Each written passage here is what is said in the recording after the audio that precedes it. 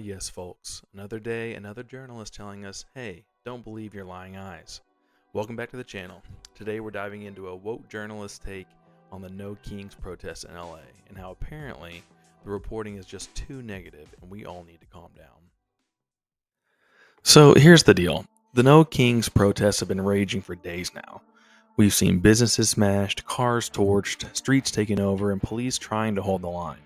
But according to our heroic journalist here, the media is simply distorting the reality. Apparently, it's not as bad as we think, huh? Here we got James Rainey, who wrote an online article for the LA Times where he says these images of unrest are actual political spin, distorting the reality of LA. So I don't know how you distort some of the images and videos that we've seen, but let's see what he has to say. Starting here, in the relentless fever loop of online and broadcast video does not matter that the vast majority of Los Angeles neighborhoods remain safe and secure. And this is just a ridiculous point because LA is the second largest city in the country. So even if these things are only happening in 10% of the square miles of the city, yeah, 90% of the city would still be safe, and that would qualify for the vast majority. But even if this is happening just 10%, that's still ridiculous. It doesn't change the fact that it's violent and unruly and it's not safe. Definitely not safe. I mean, look at this. Even in his own article, he's got an image of someone who lit something on fire in the street. But, supposedly it's just conservative political spin. Here he talks about the fires too. It's funny. He says, in reality, agitators set multiple spot fires, which what the heck even is a spot fire? He's trying to make it sound small. I mean, isn't every fire in a spot? In just a few neighborhoods, okay, including downtown LA. But the blazes in recent days were tiny and quickly controlled. Now, who is actually putting political spin on it? That to me sounds like political spin. Here's yet another image of what's actually going on. I mean, this doesn't look like political spin. This looks like a building being defaced to me. I mean, I just don't understand the guy's take here. Here we got a quote. The overwhelming majority of the protesters are peaceful. Ah, yes.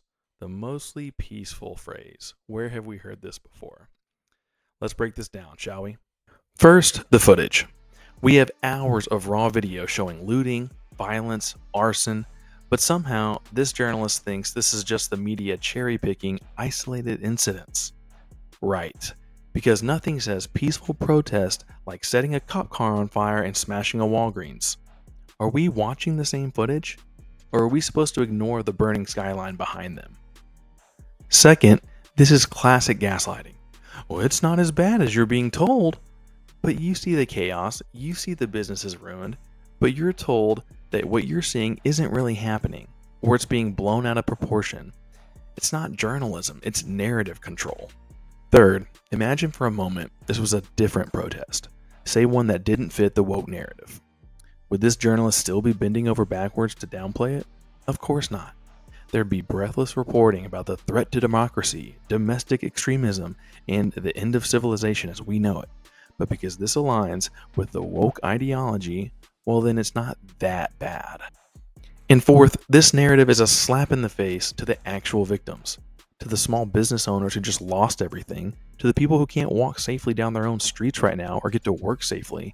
But hey, at least the protesters got some great Instagram content, right?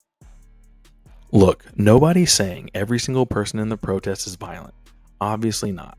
But when a significant portion of the protest devolves into destruction night after night, even if that destruction is perpetrated by a minority of the participants, it's dishonest and frankly dangerous to pretend it's just a few isolated incidents. Journalism is supposed to tell the truth, not run PR for the chaos. Anyway, that's my take. What do you guys think? Is the media trying to rewrite reality again?